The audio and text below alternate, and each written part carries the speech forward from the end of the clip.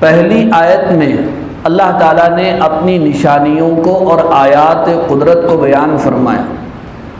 چنانچہ اللہ رب العالمین ارشاد فرماتے ہیں ان فی اختلاف اللیل والنہار، لیلن کے معنی رات کے آتے ہیں، نہار کے معنی دن کے آتے ہیں، اسی لیے کہتے ہیں نا یہ گولی نہار پیٹ کھانے کی ہے۔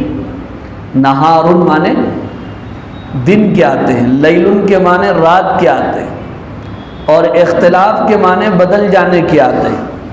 ترجمہ یوں ہوا ان فی اختلاف اللیل والنہار، یقین جانو کہ رات اور دن کی آمد و رفت میں، ان کے بدلنے میں، ان کی گردش میں، وما خلق اللہ فی السماوات والارض، اور آسمانوں اور زمین کی مخلوقات میں لآیات نشانیاں ہے۔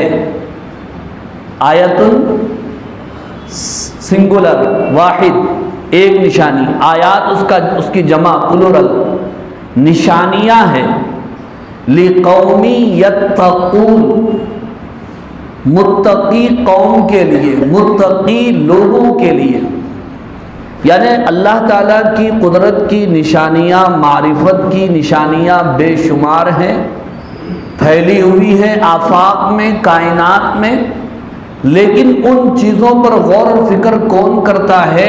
جو متقی ہوتا ہے۔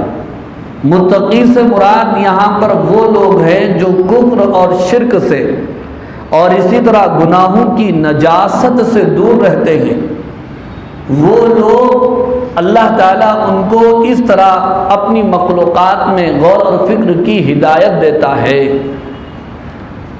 یعنی جیسا کہ حضرت مولانا مفتی شفیع صاحب نور اللہ مرقدہ نے لکھا، قرآن مجید میں اللہ نے نور رکھا ہے، قرآن مجید میں اللہ نے ہدایت رکھی ہے، لیکن ہم پڑھتے ہیں دل کی دنیا میں انقلاب نہیں آتا۔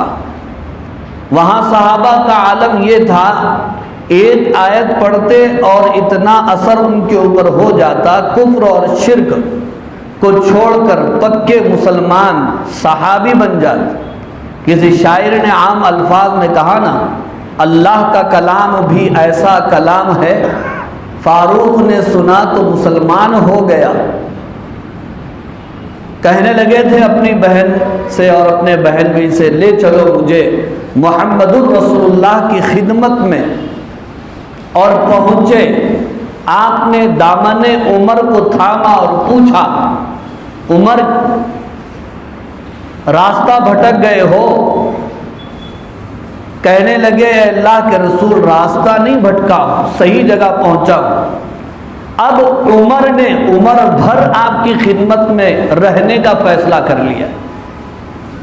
یہ اللہ کے کلام کی تاثیر، سورہ طٰہٰ کی آیات حضرت عمر رضی اللہ تعالیٰ عنہ جیسے شقی القلب یعنی سخت دل انسان کے اوپر، جس کی وجہ سے ان کا دل موم بن گیا۔ اس لیے اللہ تعالیٰ صرف نشانیوں کو اجمالی طور پر، خلاصے کے طور پر بیان فرماتے ہیں، پھر اس کے بعد پڑھنے اور سننے والوں کو دعوت فکر دیتے ہیں، اور جو جتنا غور و فکر کرتا ہے اس کے دامن میں اتنی ہی ہدایت کی موتیاں آتی ہیں۔ اس لیے فرمایا لآیات لقوم یتقون، کہ گردش لیل و نہار میں اور تخلیق کائنات میں، آسمان و زمین کی مخلوقات و مصنوعات میں لآیات نشانیاں ہیں، مگر کن کے لیے؟ جن کے اندر کچھ تقویٰ ہو، پرہیزگاری ہو۔ یہ بات اللہ نے یہیں پر نہیں بلکہ سورہ بقرہ کی ابتدا میں بھی فرمایا، ذالک الکتاب لا ریب فیہ ھدی للمتقین، یہ کتاب ہدایت ہے متقیوں کے لیے۔ معلوم یہ ہوا بزرگوں اور عزیز دوستو، قرآن مجید سے اگر استفادہ کرنا ہے تو سب سے پہلے اپنے قلب کی صفائی کرنا ہے۔